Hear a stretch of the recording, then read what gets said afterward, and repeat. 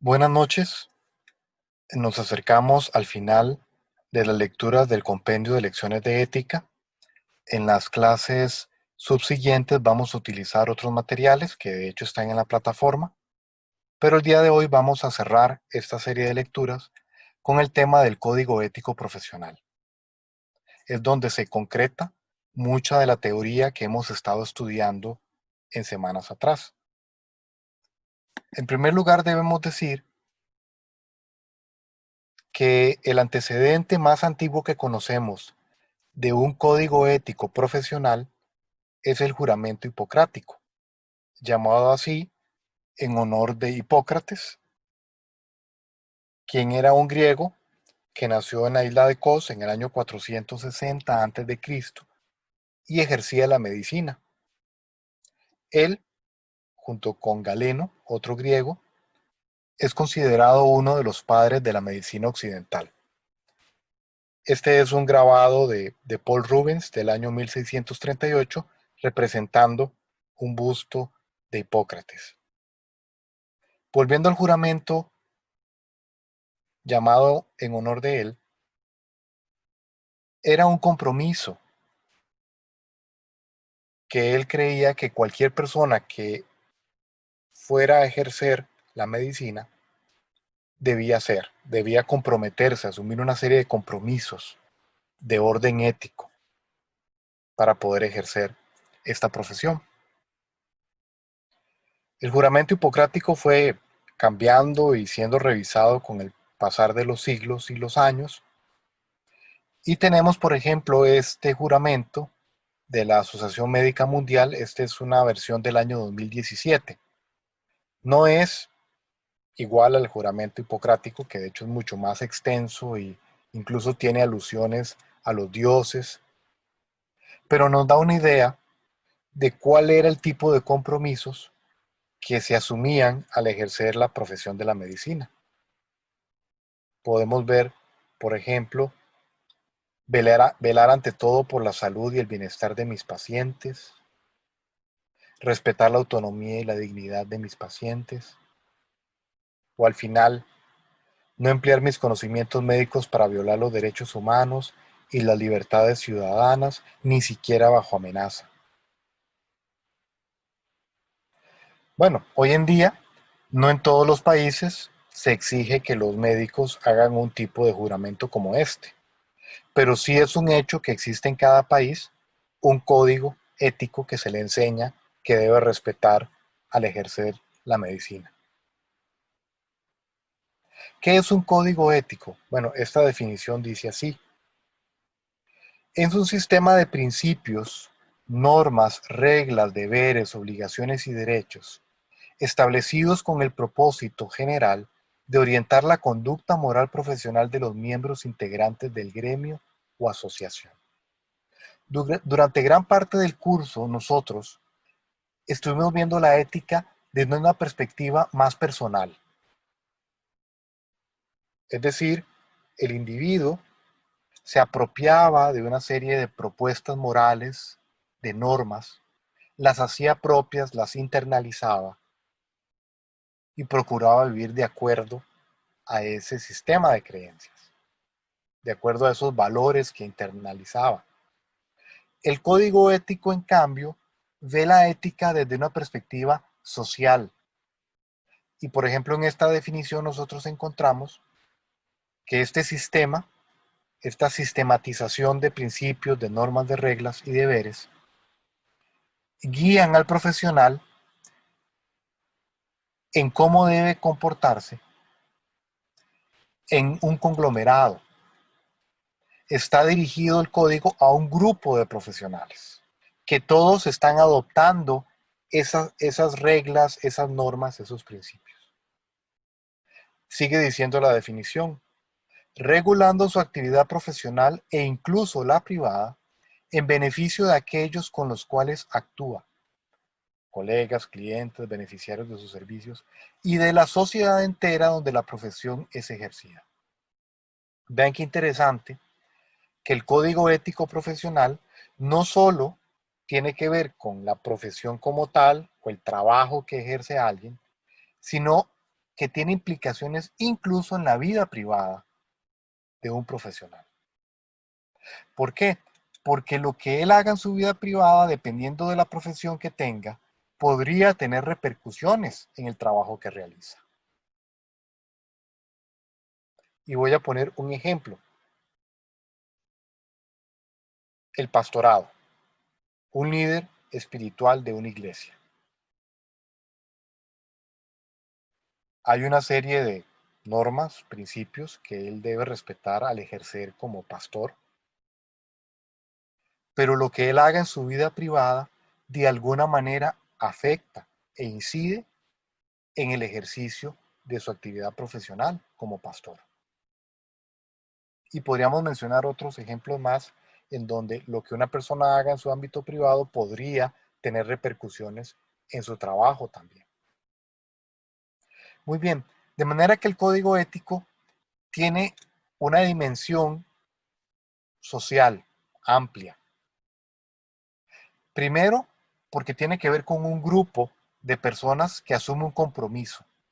Y segundo, porque eso tiene una repercusión en el entorno social en el que ellos se desenvuelven. Ahora bien, hay varios tipos de códigos éticos profesionales. Están los de corte aspiracional, que es parecido al que leímos sobre el juramento de los médicos, porque lo que contiene es una serie de ideales, de aspiraciones, de lo que se anhela o se pretende o se considera como un ideal por alcanzar. Están los normativos, que tienen que ver más con reglamentación de qué debo hacer, qué no debo hacer. Es más de reglas.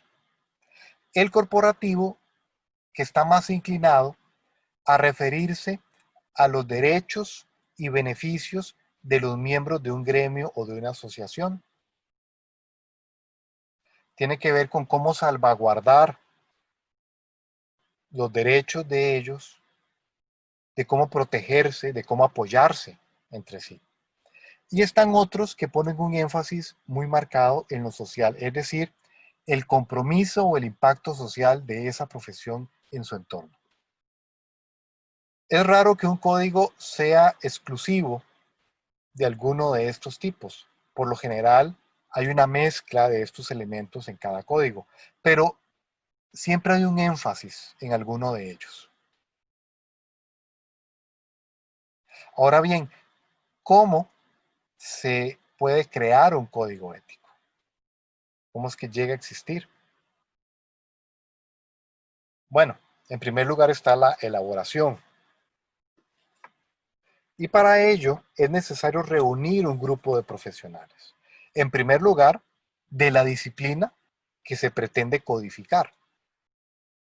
Tienen que ser expertos en esa área. Por ejemplo, si estamos hablando de educación, entonces el núcleo principal de profesionales debería estar conformado por pedagogos o por educadores, profesores, maestros, gente experta en educación. También debe acompañarlos alguien del área de la filosofía para que brinde las orientaciones de índole ética, la parte teórica de los principios y vele porque este componente sea incorporado en el código. También debe haber un abogado. ¿Por qué? Porque debe revisar la legislación vigente en el país que tenga que ver con esa profesión. Debe encontrar la coherencia legal entre el código ético y las leyes existentes, de manera que no haya una contradicción entre el código que se está elaborando y lo que está legislado en el país. Debe velar porque se respeten los derechos individuales, tanto de los agremiados como de los usuarios o clientes de esa profesión. Y por último, también debe incorporarse un profesional que, al menos en Costa Rica, no se conoce como tal, ergólogo, un experto en ciencias del trabajo. Y creo que lo más cercano a ello es un profesional encargado de salud ocupacional, que debe velar por los aspectos de la salud del ejercicio de la profesión. Una vez que el código ha sido elaborado, debe ser aprobado por los miembros del gremio donde va a ser adoptado. Lo ideal es que fuera por consenso, pero es muy difícil que todo el mundo esté de acuerdo con algo. Por lo tanto, se espera que sea aprobado por 2/3 partes de la asamblea. Después viene la parte de la difusión, en donde es importante que la sociedad sepa qué puede esperar de ese grupo de profesionales, pero también es muy importante que los futuros profesionales conozcan este código, de manera que a la hora de incorporarse tengan muy claro cuáles son sus responsabilidades y obligaciones, qué compromisos debe asumir. Y por último viene la etapa de la implementación, que no es un proceso acabado, porque si bien es cierto, existirán principios perennes, permanentes, que no van a cambiar, habrán otros aspectos como procedimientos, responsabilidades, que es posible que cambien por los cambios en las leyes, por el cambio en la disciplina, el aumento del conocimiento y de las capacidades de los profesionales. Ahora bien, ¿qué elementos debe contener un código ético? En primer lugar, debe tener los principios. ¿Cuáles son los valores de esa profesión? ¿Cuáles son los ideales que van a regir el ejercicio de esa disciplina? Y también en este apartado se debe incluir la importancia para la sociedad que esta profesión tiene. ¿En qué es lo que contribuye a la sociedad? En segundo lugar, debe incluirse la competencia profesional, que es el perfil del profesional. ¿Qué debe ser capaz de hacer alguien que ejerza esa profesión? ¿Y qué es lo que no le compete o debe hacer? ¿De qué se debe hacer responsable a alguien que tiene esta profesión? Después, el otro elemento, el tercero, son las relaciones entre profesionales. Tiene que ver con los requisitos para que yo pueda pertenecer a ese grupo. Y también cuáles deben ser los valores o principios y normas que regulen mi relación con otros colegas. Y también cómo podemos auxiliarnos o apoyarnos. Un cuarto elemento son las relaciones con los clientes o usuarios. Tiene que ver específicamente con los derechos de las personas a quienes yo les estoy dando un servicio. Aquí se busca respetar y reconocer la dignidad de las personas que acuden a un profesional. Por ejemplo, la confidencialidad entraría en este apartado.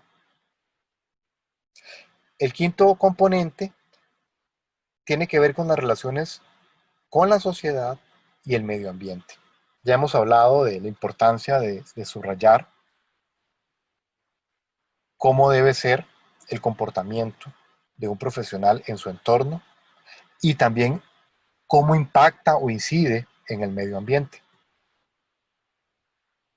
El sexto elemento o componente son las relaciones con otros gremios y el Estado. Esto es muy importante, puesto que hay áreas en donde convergen varias profesiones. Por ejemplo, la salud. Está el grupo de médicos, están los de enfermería, microbiología, y podríamos enumerar otras profesiones que tienen que ver con la salud. Por lo tanto, es muy importante que cada grupo profesional tenga claro cómo debe ser su relación con los otros profesionales que también comparten el mismo campo de trabajo. También tiene que ver con las relaciones con el Estado. ¿Por qué? Porque hay entes e instituciones estatales que rigen un determinado campo. Por ejemplo, educación. El Ministerio de Educación Pública es el representante del Estado en materia educativa. Por lo tanto, un código ético de educadores debería contemplar cómo va a ser la relación entre ellos y el Ministerio de Educación, entre el Estado. Y por último, se deben especificar los deberes con la investigación y el quehacer científico. ¿Por qué? Porque el ejercicio de la profesión genera conocimiento y ese conocimiento debiera ser compartido, debiera sumarse al cúmulo de información que se ha ido agrupando, que se ha ido creando a lo largo de los siglos. Cada profesional y cada grupo profesional debe poner a disposición de los demás el conocimiento y la información que ha ido acumulando con el paso de los siglos, porque esto es una contribución invaluable para la humanidad.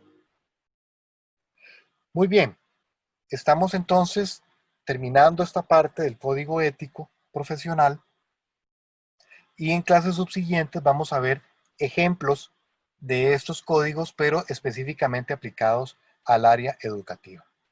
Que tengan una feliz noche.